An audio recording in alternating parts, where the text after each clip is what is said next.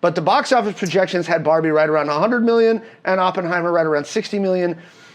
Barbie got over 150. Yeah. Oppenheimer cracked 80, making it the best box office weekend since COVID. Period. Right? I'm glad that they could successfully split that traffic too. And I think it's because they're such very different movies, right? I know my daughter went with one of her friends yesterday to go see Barbie. I still want to see it. They actually called me like, I know you want to see it. Are you going to be... I was like, yeah, go ahead and go see Barbie. I haven't had a chance to sit down and watch it yet. I did look at Oppenheimer tickets on Friday, and unless you wanted to be in the first 3 rows, it was toast. I thought about going to see it and saw that, and I was like, no. You do not want to be in the first 3 rows for Oppenheimer. I'm not going to watch a nuclear explosion in the second row. It's going to be like those. It's going to be like those one commercials. You remember the one God, they were the music commercials with the guys in the chair and the stuff's blowing his face back from the 90s. Like, that would be what it would be like seeing Oppenheimer in the first 3 rows. You'd be like, I went to see, was it Return of the King or The Two Towers in IMAX with some friends. The only seats, we had to go to Nashville for IMAX.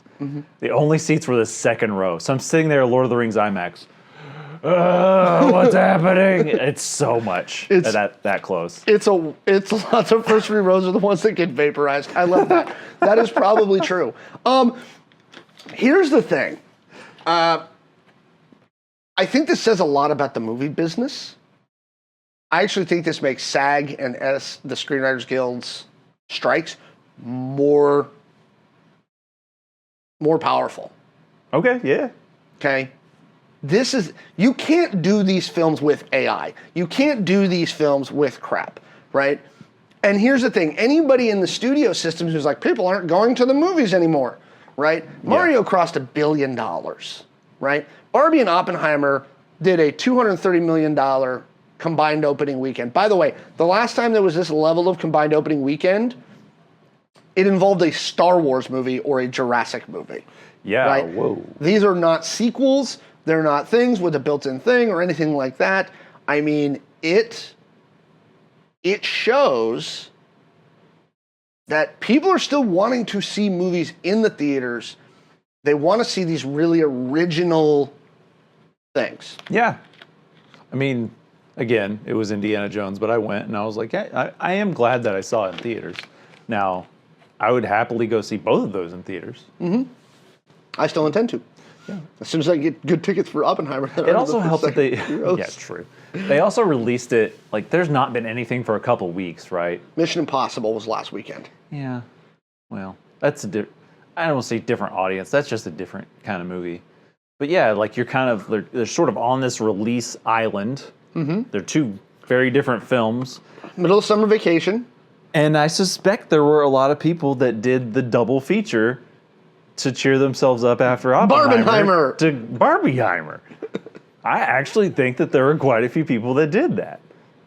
So I think it's great. And here's the thing, they leaned into it. They really leaned into the kind of the Barbenheimer and, hey, these are 2 different movies, but go see both and it's fun. All the reviews that came out for both these films say they're phenomenal. I believe it. I mean, you have, with Barbie, you have so many good on-screen talent and just, what'd you say, subversive? And then you have a Christopher Nolan feature, which many people are saying this is his best film ever. Yeah, I mean, he kind of, it's every time he delivers.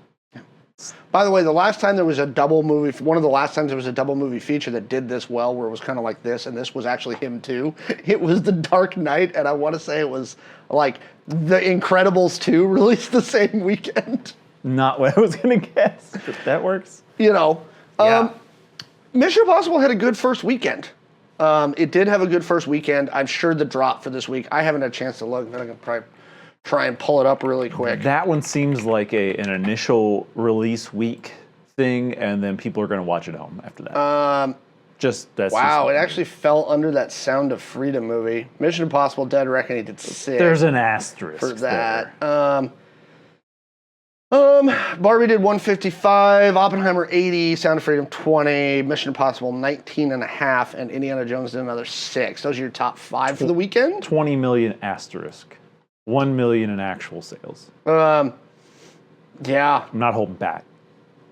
It was a really good movie for the movies. A really good weekend for the movie theaters.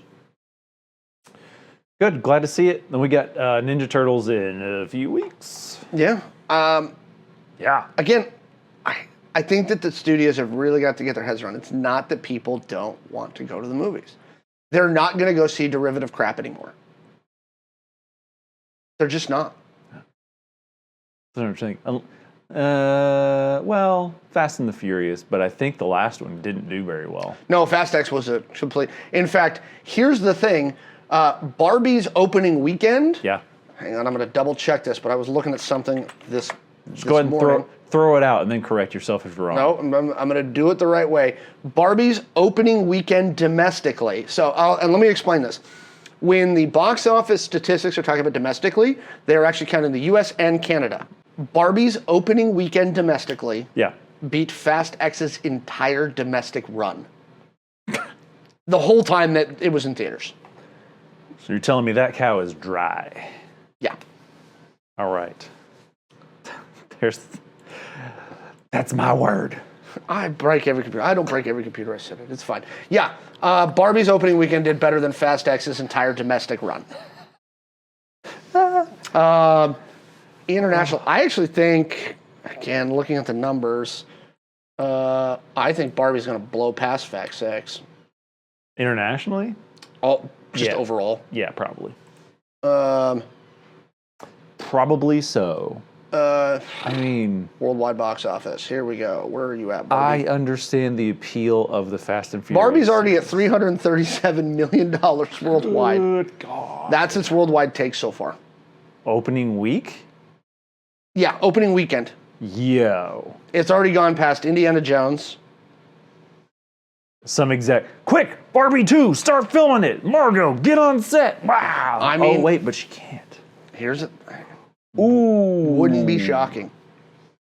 And that's why I'm saying, like, I think that these really show that the box offices have to figure it out.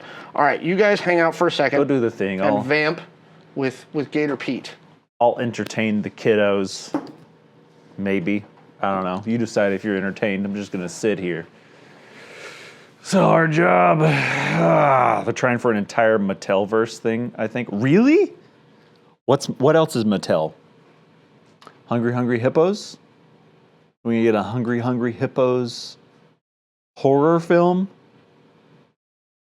Documentary? Nature doc. Okay, hear me out. I can't zoom the camera. It may not even be Mattel. I don't know, but I'm going to roll with it for the bit.